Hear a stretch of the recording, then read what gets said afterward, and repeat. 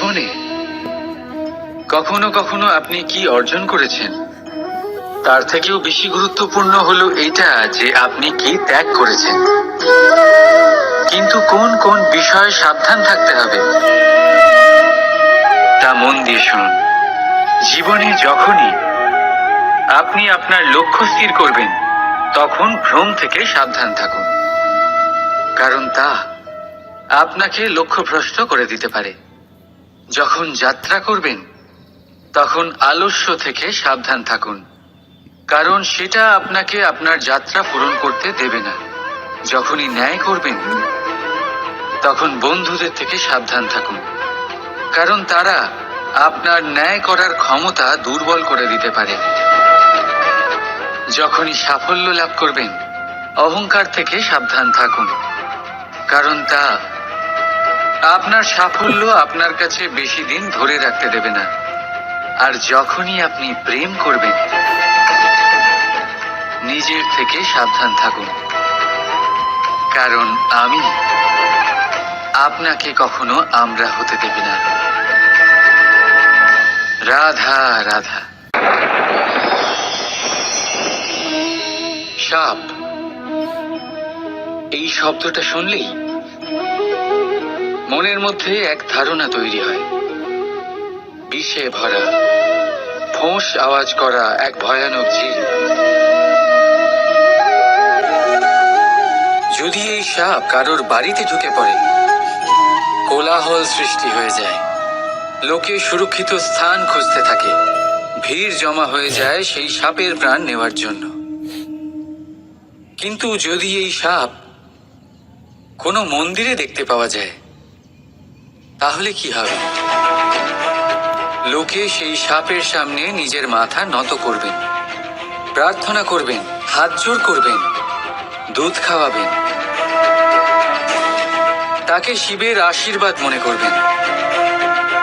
তাহলে এই বিষয়ে আপনার মতামত কি? ভাবুন, মানুষগুলো সেই একই ছিল, সাপও সেই একই। তাহলে পরিস্থিতিতে এত তফাৎ কেন? কোথাও সেই সাপের প্রাণ নেওয়া হচ্ছে, আবার কোথাও সেই সাপকে পুজো করা হচ্ছে।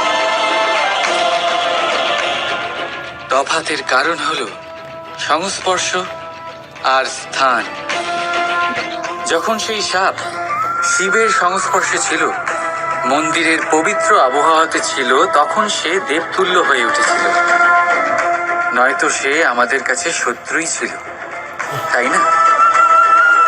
তাই নিজের জীবনে সংস্পর্শ আর স্থানের চয়ন খুব ভেবেচিন্তে করুন, কারণ এই সংসার আপনার ব্যক্তিত্বের আন্দাজ আপনার সংস্পর্শ থেকেই করবে। আর হ্যাঁ, এখানে বিষয় ধনী বা গরিবের নয়, এখানে বিষয় হলো সংস্কারী আর সদাচারীর সঙ্গে। সদাচারীর সঙ্গ সবসময় সম্মানের কারণ হয়। রাধা রাধা। এই সংসারে জ্ঞানী কে? সেই ব্যক্তি যিনি বেদের অর্থ বোঝেন, নাকি তিনি যিনি জন্ম এবং মৃত্যুর রহস্যের সমাধান করেছেন, নাকি তিনি যিনি 64 কলায় নিপুণ? না, এই সংসারে জ্ঞানী তিনি যিনি কেবলমাত্র একটা পার্থক্য বোঝেন, পার্থক্য মেনে নেওয়া আর দৃঢ় হওয়ার মধ্যে। শব্দগুলি অত্যন্ত সরল, কিন্তু যদি মন দিয়ে ভেবে দেখেন, তাহলে এর অর্থ অত্যন্ত গুরুত্বপূর্ণ। বুঝিয়ে বলছি আপনাকে, যদি মেনে নেন তাহলে হার, কিন্তু যদি দৃঢ় হন তাহলে জিত। যদি মেনে নেন তাহলে কেউ আপন, কিন্তু আপনি দৃঢ় হলে সে আপনার শত্রু। মেনে নিলে ভগবান আছেন, আর দৃঢ় হলে তা শুধুমাত্রই এক পাথর। শুধু এই পার্থক্যগুলি বুঝে নিন, সংসারের সমস্ত কিছুই আপনার কাছে পরিষ্কার হয়ে যাবে। রাধা রাধা। সমাজ আমরা এই সমাজে বাস করি আর বহুবার একটা গুরুত্বপূর্ণ কথা ভুলে যাই। এই সমাজ আমরা সকলে মিলে তৈরি করি। সমস্ত সময় কাটিয়ে দিই এইটা ভাবতে ভাবতে যে এই সমাজ কি ভাববে, আমার কি করা উচিত, আমার কি ভাবা উচিত, কি পড়া উচিত, কোনটা সঠিক কোনটা ভুল। যদি আমি এটা করি তাহলে কয়েকজনের এটা মনে হবে না তো যে আমি খারাপ, যখন আমি তা নই। মনে ভয় উৎপন্ন হয় সেই কয়েকজন মানুষের জন্য। তার কারণ হলো আমরা আমাদের মনের কথা শুনতে পাই না, না শুনতে পাই, না বলতে পারি, আর না করতে পারি।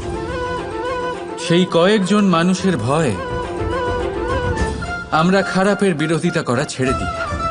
কিন্তু কখনো নিজেকে জিজ্ঞেস করুন, শেষ পর্যন্ত কারা এই কয়েকজন মানুষ? এই সংসারে প্রতিটি মানুষেরই নিজের আলাদা আলাদা ব্যক্তিত্ব আছে, আলাদা দৃষ্টিভঙ্গি আছে।